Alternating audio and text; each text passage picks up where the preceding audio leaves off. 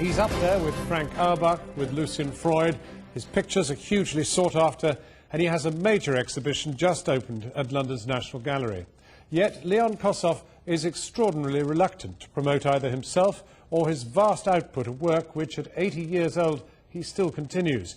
He has never given an interview. When the National Gallery itself made a video to accompany the exhibition, he would only allow his hands to be seen. But after a lifetime of denial, Kossoff agreed to take me and Nicholas Glass round his extraordinary exhibition.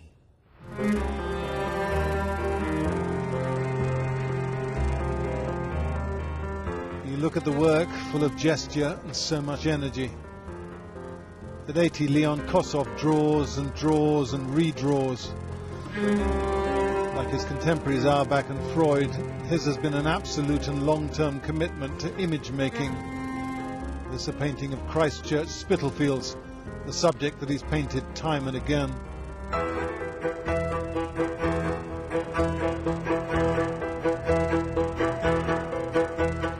I don't know what it is about it that really drives me on, but maybe it's the way it seems to occupy space. You know, it actually seems to move into the space like a great monument. When you look at the Christchurch, a whole new world of space is opening up for you, and you experience a space and light that you never experienced before. That's what all painting is about. It's space and light occupied by human presences. Kossoff would have first seen Christchurch Spitalfields as a child. His parents, Ukrainian Jews, arrived in Shoreditch in 1904. His father became a baker. The young Leon had another calling, attracted to another monument, the National Gallery. Leon Kossoff says he's never ever done an interview, and certainly not one like this. And it's here, early last Friday morning, that he talked to John Snow and myself about his art and the old masters that inspire him. When you sit down in front of a Rembrandt, does it take courage to work on him, as it were? No, it doesn't take courage. They're so interesting and so moving. You just got to start to draw. It doesn't. The act of drawing sometimes takes courage for me, because I'm not really a natural draftsman. But it's something I always wanted to do. And it seemed to me that apart from, if you love a picture, you can learn to draw from it. Kossoff has done literally hundreds of drawings in the National Gallery, and after much persuasion from the gallery, has finally agreed to show them here. He first came to the gallery on his own, aged 10.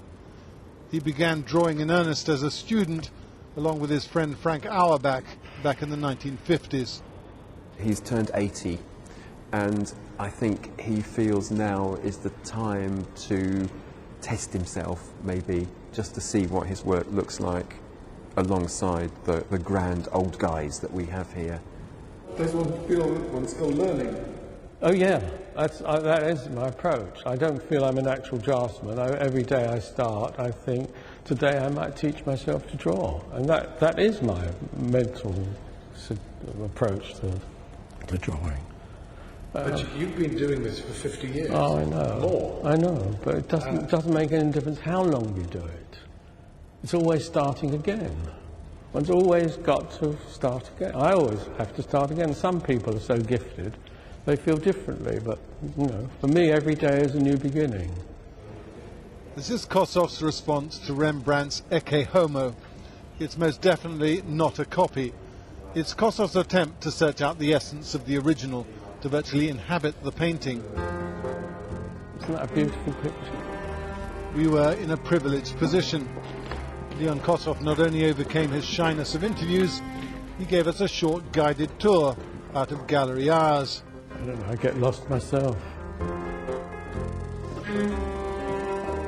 here we are. First we were led to two small Rembrandts, including Ecce Homo. What seized you about this when you first saw it? Yeah, I can't find the words. I was just moved by the way it was painted, and I suppose the subject itself is so moving, and the idea of the crowd being there, and one man being sorted out. Would you call yourself religious? No. No, not at all. Kossoff has responded to Ecce Homo in paint, in chalk, and here in a reverse image in an etching. A woman bathing must be nearby. In here. In an adjacent gallery, another Rembrandt, a woman bathing in a stream. This too has become the subject of a Kossoff etching.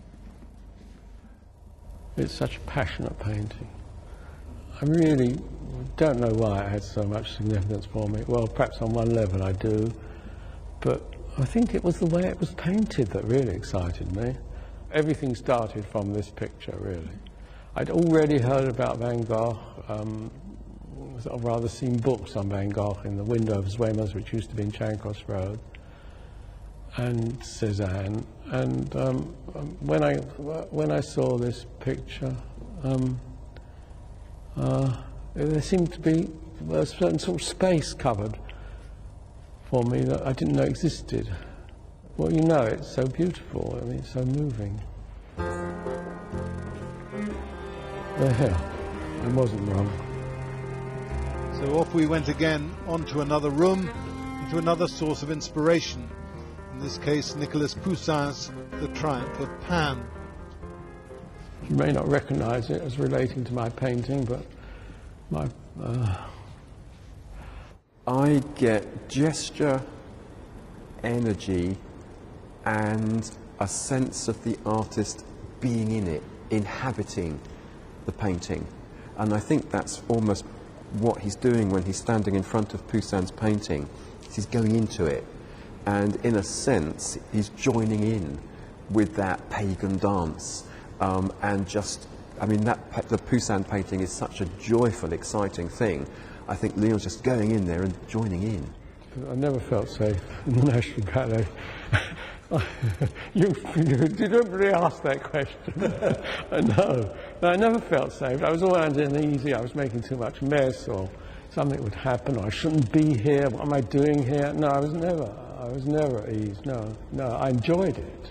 And when I would leave, I'd think, my God, aren't I fortunate? Or even when I was going there in the early morning, I would think, how is it I'm so lucky that I can do this thing? But when I'm actually engaged, I'm sort of, I don't feel really that comfortable. I don't feel that comfortable. I don't even feel comfortable in my own studio. You know, the subject is always demanding more of you. Leon Kossoff talking to Nicholas Glass and to me in the National Gallery.